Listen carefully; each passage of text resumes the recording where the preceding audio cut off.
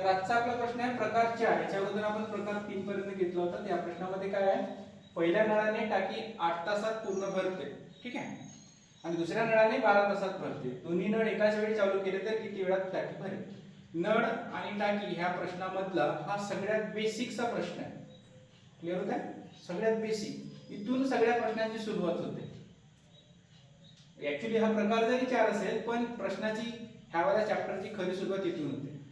ह्यावाल्या प्रश्नामध्ये कधी 2 नळ असतील, कधी 3 नळ असतील, तिन्ही नळ भरतील, अशा पद्धतीचे टॅक्स समोर येतील. या प्रश्नामध्ये 2 नळाने भरेल, एका नळाने खाली होईल, अशा पद्धतीचे सुद्धा प्रश्न आपल्याला येतील. पण हावाला प्रश्न आपल्याला येतो, पण याच्या नंतरचे प्रश्न का बरं नाही येत, ह्या प्रश्नाचं उत्तर मी तुम्हाला सांगतो. बरोबर समजून घ्या. काय असते माहिती आहे का, आपण ज्या वेळेस प्रश्न शिकतो ना त्यावेळेस शॉर्टकट कडे जास्त लक्ष देतो. समजलं का काय बोललो मी? कशाकडे लक्ष देतो? शॉर्टकट कडे. तर याचा शॉर्टकट काय, म्हणजे जर इथं आपण विचार केला तर 8 तासात पूर्ण करते तर लिहा रे बाबा 1/8 असा. इथं 12 तासात पूर्ण करते तर प्लस लिहा रे बाबा 1/12. बरोबर. याचा तिरपा गुणाकार करा, 12 × 12 8 × 8 आणि 12 × 12 × 8 असं करा. हे किती होईल? 12 × 8 20 डिवाइडेड बाय 96. इथं केला 10, इथं केला 48, इथं केला 5, इथं केला 24. बरोबर. त्यानंतर याचा भागाकार करा 24/5. 5 × 20 4 × 5 तास. हे आपल्याला येते.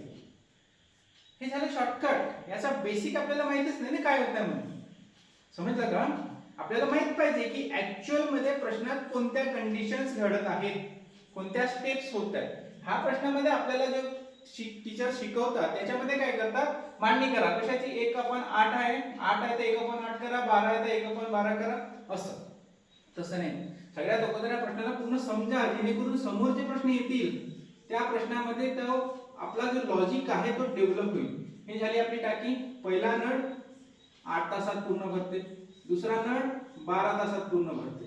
आता सगळ्यात महत्त्वाचं की हा 8 तास वाला आणि हा 12 तास वाला आहे. कोणता नळ मोठा असायला पाहिजे, 8 तास वाला की 12 तास वाला? आली confusion? You are not sure? तुम्ही शुअरच नाही आहात 8 तास की 12 तास वाला? कोणता नळ मोठा असायला पाहिजे? 8 तास वाला. एकदम अशी क्लॅरिटी असायला पाहिजे. समजलं का? लवकर भरते म्हणजे तो नळ मोठा असायला पाहिजे. वेळ लागत आहे म्हणून त्या नळाला नळ लहान असायला पाहिजे. समजत आहे काय बोलतोय मी? एकदम सिंपल. कोणताही प्रश्न समजून घ्यायचा आहे तर त्याचे जे छोटे छोटे कन्सेप्ट आहेत ते समजायला पाहिजे, जेणेकरून समोर जे प्रॉब्लेम्स येतील ते मोठे प्रॉब्लेम्स होतात, ते छोट्या छोट्या प्रॉब्लेम्सवर डिपेंड असतात. क्लिअर झालं का हे?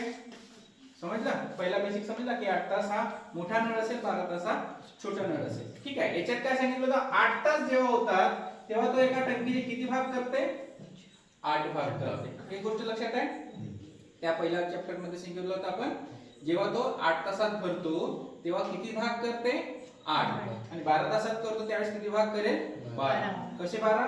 म्हणजे एका तासात 1 भाग, दुसऱ्या तासात 2 भाग, तिसऱ्या तासात 3 भाग, असे 12 भाग भरेल. ठीक आहे. ह्या गोष्टी समजून घ्या. आता जो तुम्हाला मॅथचा प्रॉब्लेम आहे कन्सेप्ट लेवलवर ज्यावेळेस शिकतो त्यावेळेस आपल्याला ऑटोमॅटिक क्लिअरन्स मिळते. आपल्याला सगळे प्रश्न अतिशय सुंदर पद्धतीने समजायला लागतील. तुम्ही शॉर्टकटचा प्रयत्न करू का? हे तुम्हाला ऑलरेडी येते, हे नाही शिकवायचं आहे मला. बरोबर. ह्या प्रश्नात जे आवश्यक आहे ते हे की याचे 8 भाग करतो आणि त्याचे 12 भाग करतो. आता 8 पैकी 1 भाग भरेल, 12 पैकी 1 भाग भरेल आणि दोघांची बेरीज केला तर 24 पैकी 5 भाग. याचा अर्थ काय निघते? 24 पैकी 5 भाग किती वेळात? एका तासात भरेल. 24 पैकी 5 भाग किती तासात भरेल? एका तासात भरेल. त्याचा उलटा केला तर तो मग एकूण भाग एकूण अंतर निघतो. हा नाही समजलं का? 1/8 भाग म्हणजे एका तासात. 1/8 भाग म्हणजे एका तासात होतोय ना. मग पूर्ण टंकीला किती वेळ लागते? याचा उलटा किती? 8 तास. हे गोष्ट लक्षात आली? तसंच हे एका तासात किती होते? 24 पैकी 5 भाग. याचा उलटा केला किती होईल? 4.4/5 तास. म्हणजेच किती?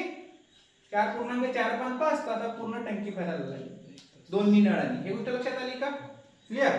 आता ह्या प्रश्नात एक गोष्ट अजून सांगतो की 4.5 तास हा जो अपूर्णांकात येतो याला जर डिवाइड करायचं असेल तर 4/5 ला इंटू किती करायचा? 60. समजलं का? 5 × 1 = 5, 5 × 12 = 60, 12 × 48 म्हणजे 4 तास 48 मिनिट. ही गोष्ट सुद्धा समोरच्या प्रश्नामध्ये तुम्हाला कामात पडू शकते. प्रश्नामध्ये हा उत्तर आहे पण कदाचित हा उत्तर मिळाला तर ऑप्शन मध्ये हा उत्तर राहिला तर समजलं काय करायचं. जे बी अपूर्णांकामध्ये राहतील त्याला कशाने इंटू करायचा 60 ने इंटू करायचा. 60 ने इंटू केला तर काय मिळेल मिनिट मिळेल. समजलं हे. त्या दिवशी अगोदर एक प्रश्न घेतला होता इंटू 100 केला तर काय मिळते पर्सेंटेज मिळते आठवते. त्यानंतर इंटू कॅपॅसिटी केला तर त्याचा वेळ मिळेल आपल्याला आठवते बरोबर ना. तो आहे ठीक आहे. तर हा आहे आपला प्रकार चौथा. ठीक आहे.